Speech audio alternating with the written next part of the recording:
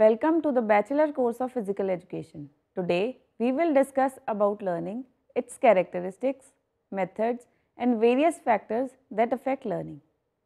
Well, learning occupies a very important place in our life. It is basic factor in education. Most of what we do or do not do is influenced by what we learn and how we learn it. Learning therefore provides a key to structure of our personality and behavior. Every organism is born with a certain kind of instinctive behavior. But during their lifetime, men and animals come across certain situations to which an instinctive response is either impossible or inappropriate. Therefore, in addition to unlearned instinctive behavior, they have to learn to respond to certain situations. In other words, the organism has to modify the innate responses to adjust himself to the changing conditions. All these changes and modifications in the behavior of an organism is called learning.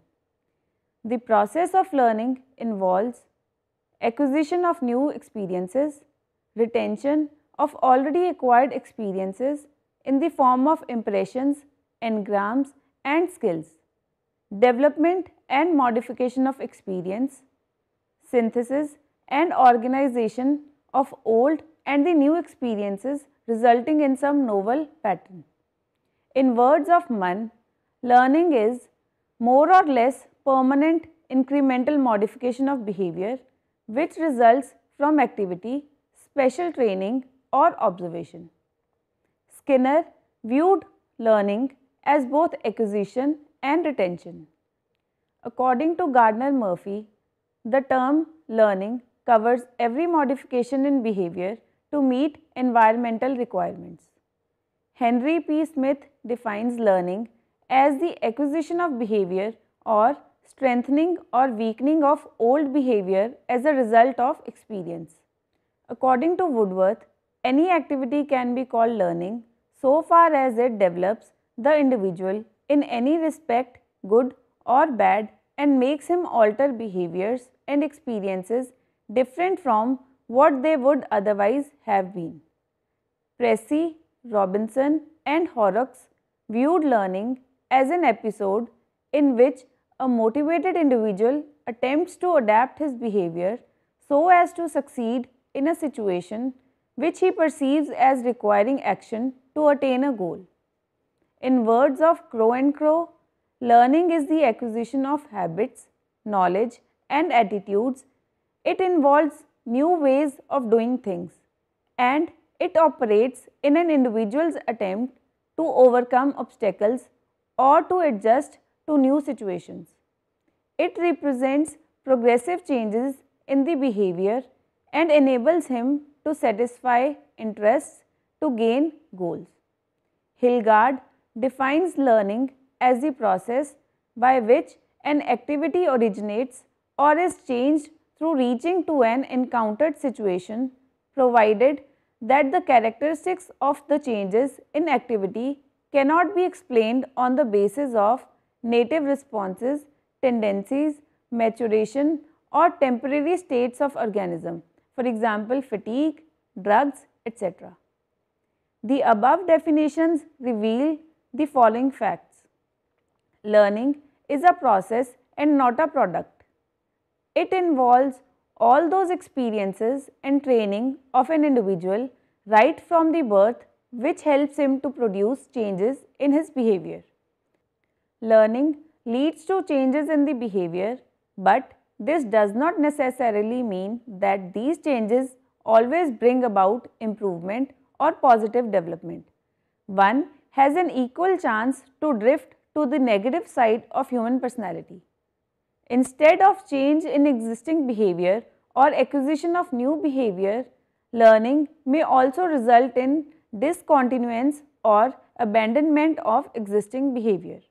Though it is referred to as unlearning, actually unlearning is also a learning process.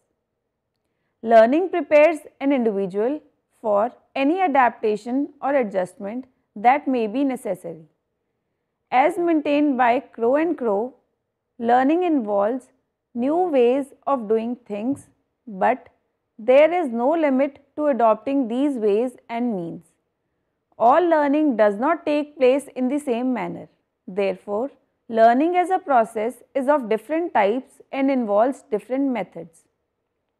As maintained by Hilgard, the concept of learning excludes changes in behavior on the basis of native response tendencies like instincts and reflexes, etc.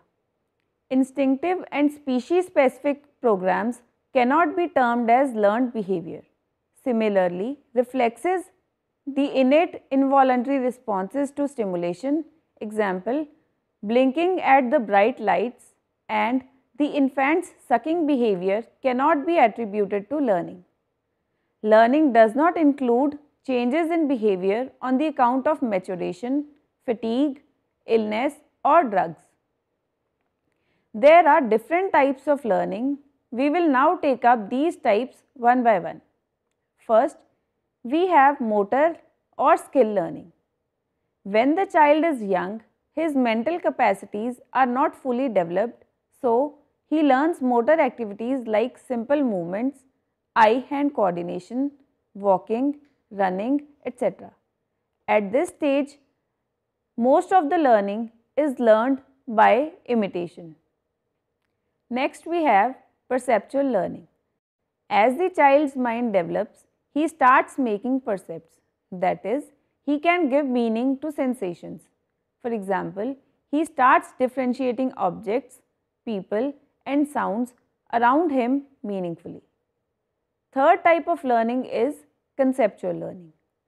As the development proceeds, the individuals start learning with the help of concepts.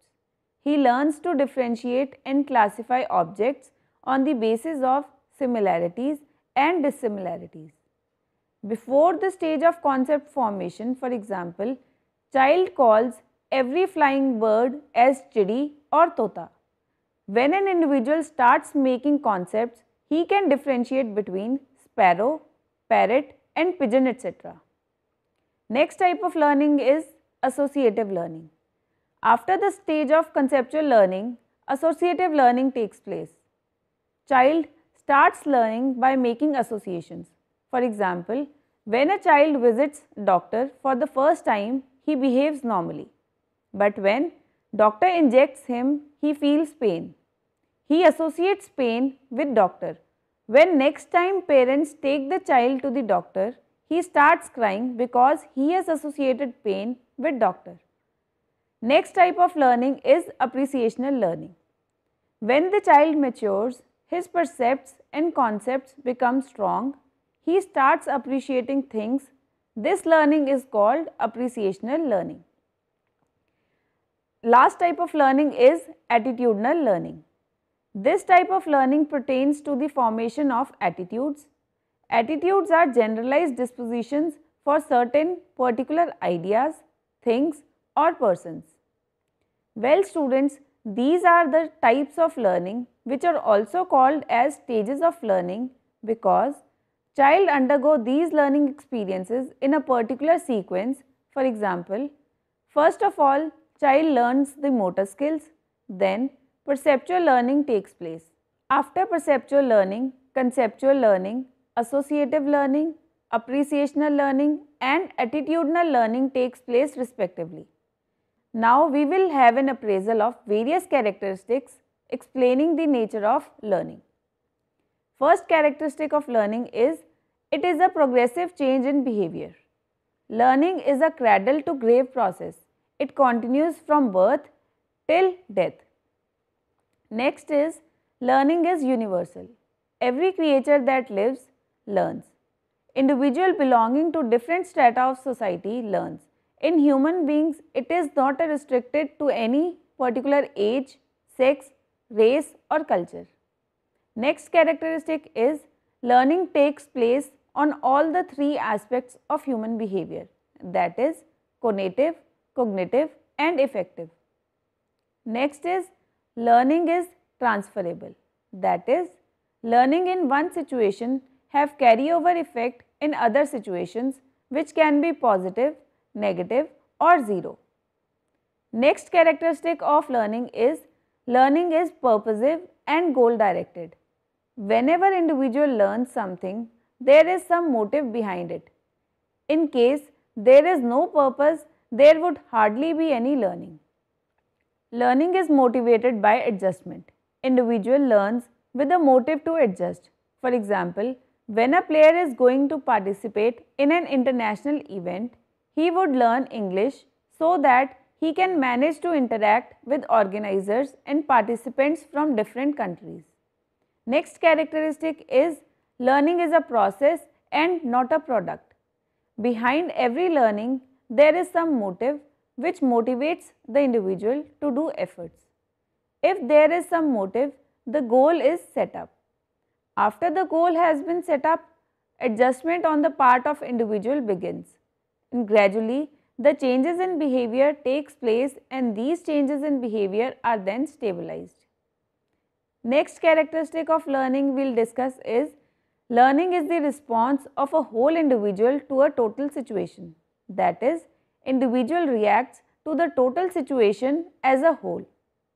Next we have is learning is an active and creative process. In most of the situations, learning requires active participation of the learner. These characteristics explain the nature of learning. We shall now discuss various factors that affect learning. Learning is determined by various factors which are categorized as psychological factors, physiological factors and task-related factors. Now, we will take up these factors one by one. First of all, we will discuss psychological factors. There are various psychological factors that affect learning, important of which are: first is maturation. Maturation is the process of attaining full development of all abilities and capacities like emotional maturity, social maturity and physiological maturity. Other things being equal, amount of learning occurring in any situation depends upon maturity level of the learner. Though maturity is an important determinant of learning, but changes brought about as a result of maturity are not labeled as learning. Second factor is motivation. Motivation is very important determinant of learning. A learner or an athlete who is highly motivated to learn will acquire new knowledge or skills more quickly than the one who is not properly motivated. Without proper motivation, we cannot think of effective learning. Next is practice. Repetitive practice and repetitive learning are very important determinants of learning. For example, to acquire physical skills like diving, gymnastics, pole vaulting and fundamentals of team games and mental skills like improving handwriting skills, language proficiency, repetitive practice is must. Next factor that affects learning is interest. When a learner is motivated to learn a particular task, he will take more interest in that particular task and hence better will be the learning. So, parents, teachers and coaches must arouse interest before putting the learner into a learning situation. Next factor that affects learning is fatigue. Fatigue also affects learning. Fatigue is decrement in capacity resulting from continuous work without any rest pause. Learning will not be effective when an individual is fatigued. Fatigue can be of three types. First is physical fatigue. Physical fatigue is decrement in physical capacity which is attributed to the presence of toxic waste products resulting from activity and lack of oxygen and accumulation of lactic acid in muscles. Next is mental fatigue. Mental fatigue, also known as boredom. Prolonged mental work may result in loss of efficiency. The remedy for this fatigue is change in work or recreation. Next type of fatigue is psychological fatigue.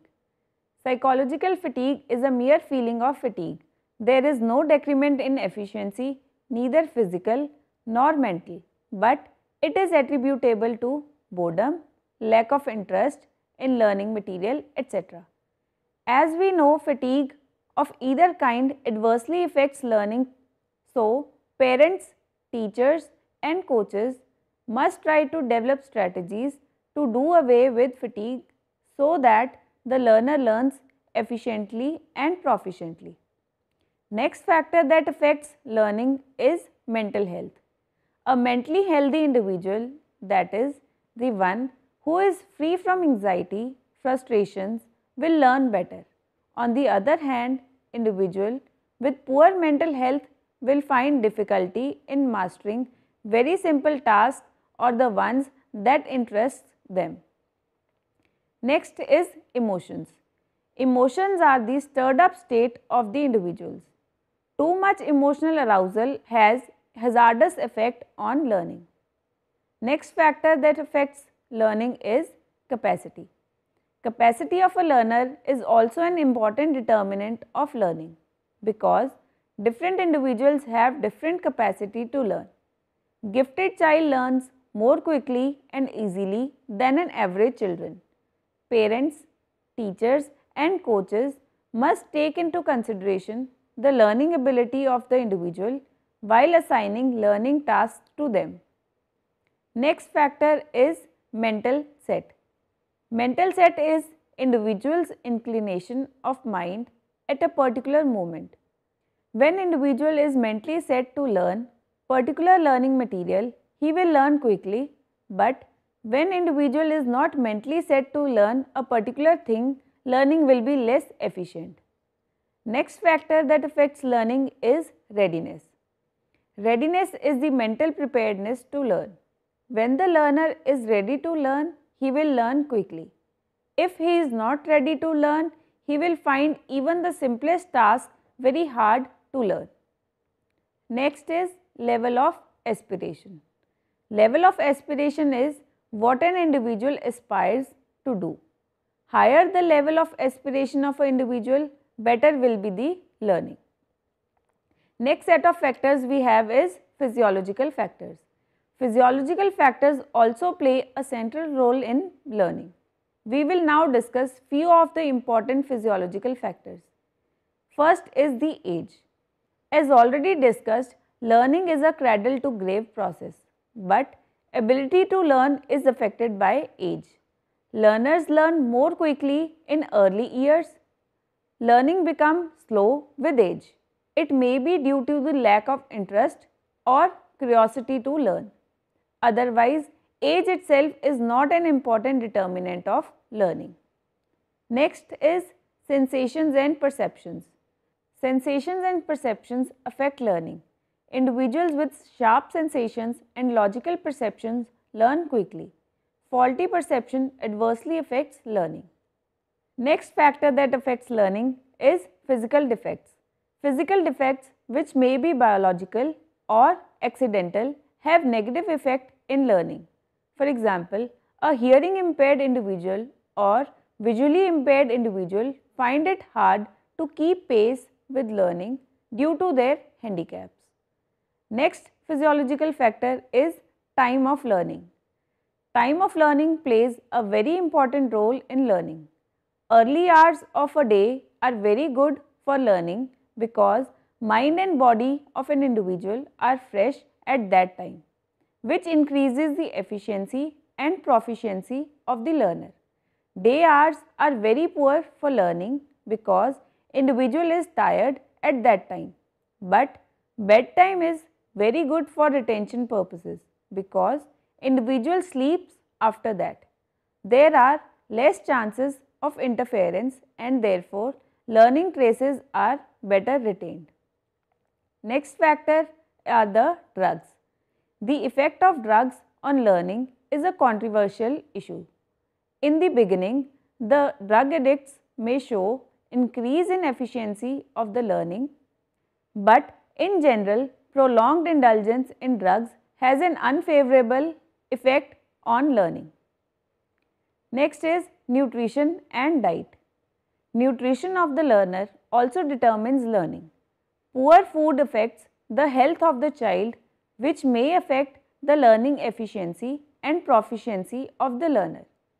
Poor diet and nutrition of the learners of physical education have more detrimental effect on their learning because it decreases their physical capacity. Like healthy diets promotes learning, whereas spicy and heavy foods adversely affects learning of an individual. Next set of factors are task related factors. There are various characteristics of task which have detrimental effect on learning. Important of these are: first is utility of the learning material. The learning material which has some utility to the learner is better learned as compared to the material which has no utility for the learner. So, the mentors must try to highlight the utility of the material to be learned. Next is the difficulty of a task. Difficult tasks are more time consuming. Most of the children are discouraged by the difficulty of the task. More difficult the task is, more time consuming it is, and there are greater probability of committing errors. Next task related factors is appropriateness of the task. Appropriateness of the task facilitates learning. More appropriate the task is, better is the learning. To make learning more effective, the subject matter or the content should be appropriate to age and maturity level of the individual. Next is the length of the task. Length of the task is directly proportional to learning. That is, longer the task is, the more difficult it is to learn. It takes more time to learn a difficult task as compared to the simpler task. Individual sometimes loses interest in the task when the task is too lengthy, which makes it difficult to learn. Similarity of the task.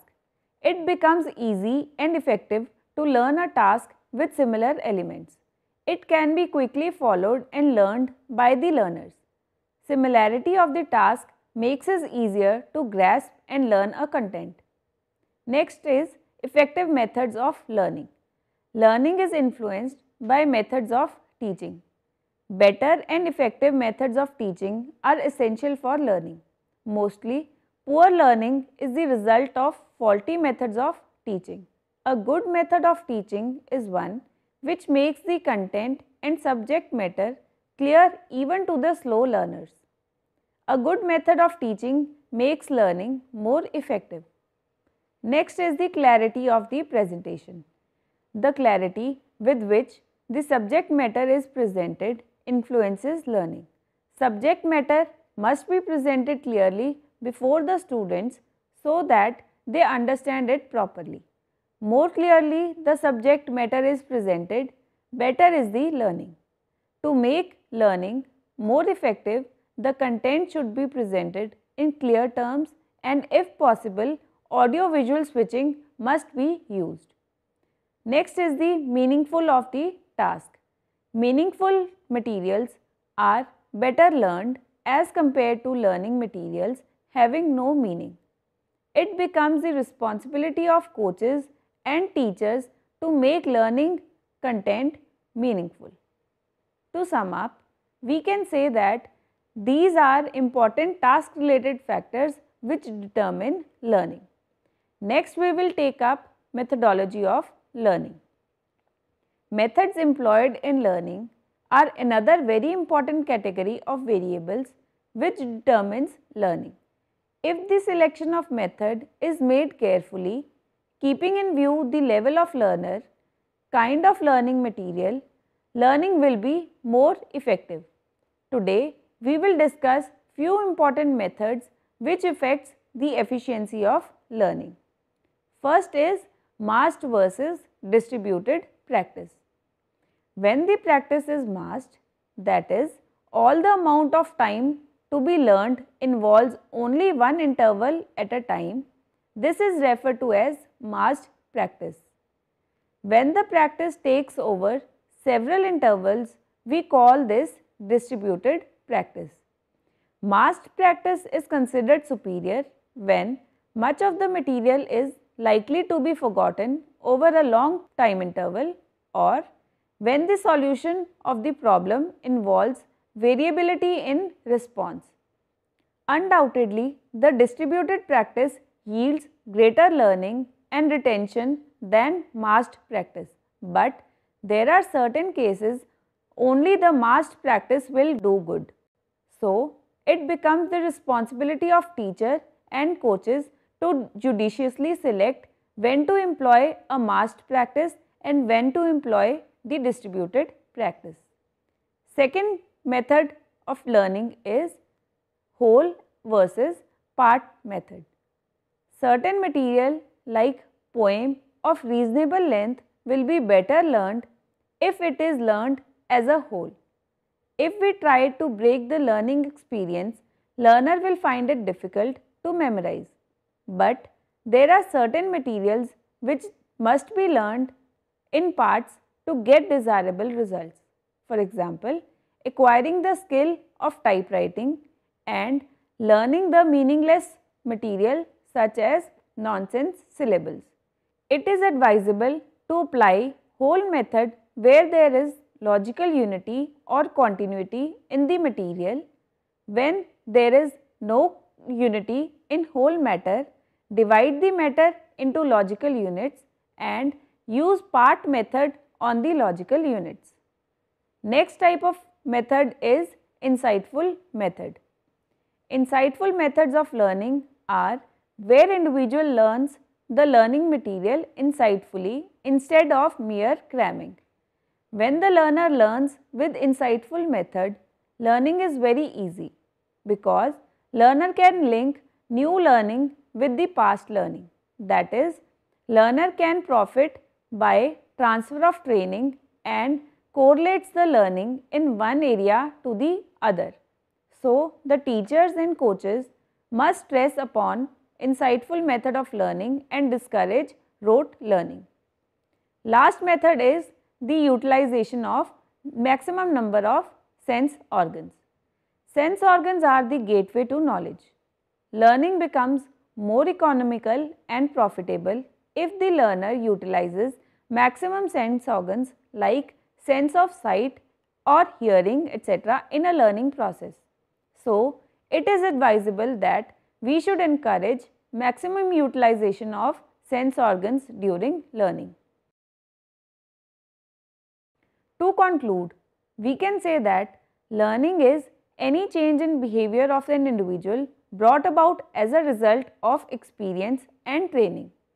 It is determined by number of factors, the proper understanding and application of which can make the learning more effective.